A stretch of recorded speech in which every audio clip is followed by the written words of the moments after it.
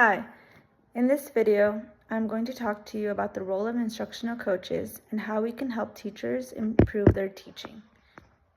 One of the most important things we do as instructional coaches is build strong, trusting relationships with the teachers we work with. A good relationship makes it easier for teachers to be open to feedback and grow in their practice. Today, we're going to go through some simple ways to build those relationships and communicate feedback to help teachers improve. As instructional coaches, it's crucial that we build solid relationships with the teachers we work with. Teachers are learners themselves.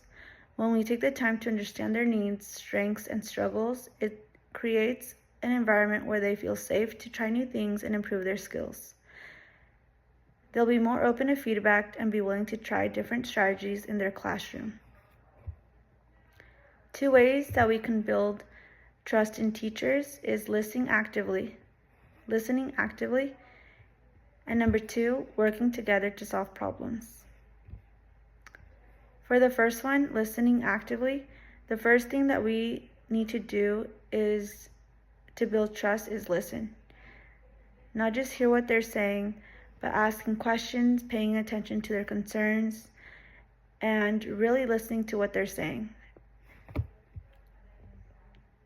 It is very beneficial to show empathy and understanding. When a teacher feels like you're genuinely listening to them, they're more likely to trust you and feel supported. For example, you may ask things like, how do you feel about today's lesson? What do you think worked well?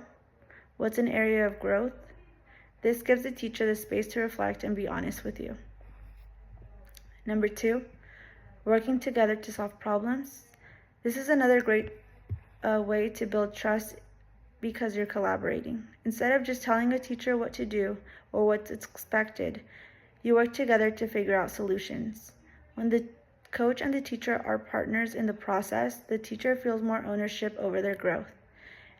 A coach could ask things like, let's brainstorm some activities to keep your students more engaged during this lesson. What have you tried before? And what do you think could work better? This way, the coach isn't coming across as someone who's there to judge, but as a partner who's there to help. 2 strategies for giving feedback. Number 1 is being specific, and number 2 is mixing positive with constructive feedback. So the first strategy of giving feedback is being specific. When you do so, you focus on the actions that can be improved. Instead of saying something vague like, you need to be more engaging, please give clear instructions and suggestions. For example, you can say, I noticed you used some tiered questions today, but I think incorporating a few more group activities might keep the students more engaged. This type of feedback shows the teacher exactly what they need to do and is much more helpful than a general comment. Another suggestion is if they are doing a math lesson, you can include, it would be very beneficial for the students to use manipulatives. And number 2, mixing positivity with constructive feedback. Giving feedback is about finding the balance between positive reinforcement and constructive criticism. Praise what's working well, but also give suggestions for improvement. For example, you can say, you did a good job building rapport with students today.